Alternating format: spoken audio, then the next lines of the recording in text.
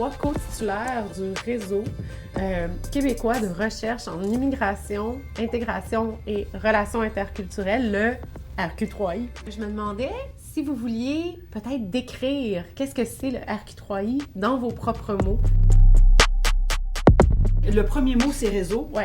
Et effectivement, je crois que c'est une belle appellation. Pour moi, c'est l'occasion de réseauter. C'est l'occasion de connaître et de connecter. Un réseau connecté, faire des alliances, se nourrir de ce que les autres font. Je pense que ce qu'on a vécu aujourd'hui dans des activités qu'on a eues jusqu'à présent, c'est le sentiment que j'ai. C'est l'occasion de connecter avec toutes les autres personnes qui travaillent sur des questions connexes, sur des enjeux qui m'intéressent et de sentir qu'on fait partie d'un tout.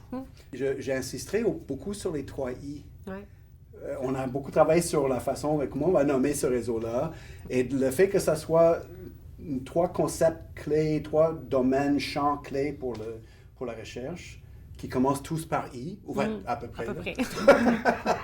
Je trouve que ça c'est intéressant de les mettre ensemble parce que souvent en recherche, même si c'est de la recherche partenariale, t'en as qui travaille sur une des I, t'as quelqu'un d'autre qui travaille sur une autre I, et puis le troisième dans son coin. Donc, le fait de les ramener ensemble, pour moi, c'est quand même assez original. En plus de tout ce que vous avez dit, ce qui m'a vraiment allumé avec le projet du réseau, c'est cette possibilité de boucle de rétroaction entre la recherche, les partenaires terrain, pour essayer de décloisonner la recherche et aussi d'essayer d'amener leurs préoccupations au sein de nos recherches, pouvoir parler de nos recherches à ces acteurs-là, tout en étant très sensible à leur réalité matérielle, temporelle, comme on en parlait aujourd'hui, mais aussi la boucle de rétroaction avec les décideurs. L'idée qu'on mettrait en place un réseau qui deviendrait une référence pour les questions immigration, intégration et relations interculturelles et qui nous permettrait, nous, d'apprendre comment on peut parler à différents types de décideurs, mais aussi eux qui puissent apprendre comment travailler avec nous.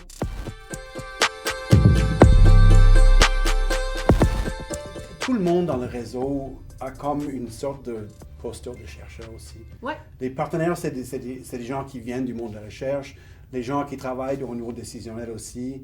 C'est comme, pour moi, l'idée de partenariat est très forte dans le réseau parce que tout le monde s'intéresse à la recherche à sa façon. Tout le monde veut comprendre, tout le monde veut améliorer la compréhension globale qu'on a de tous ces enjeux sur lesquels on s'intéresse en commun et tout le monde veut améliorer la réalité, contribuer d'une manière ou d'une autre à améliorer les capacités de vivre ensemble, le vivre ensemble réel qui caractérise la société québécoise en particulier. Oui.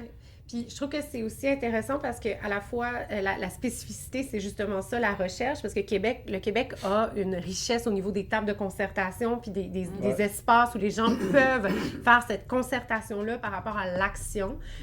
Puis nous, on fait juste essayer d'être complémentaires à ça avec des gens qui font partie de ces moments-là de concertation, mais on se concentre vraiment sur la question recherche tout en permettant d'informer.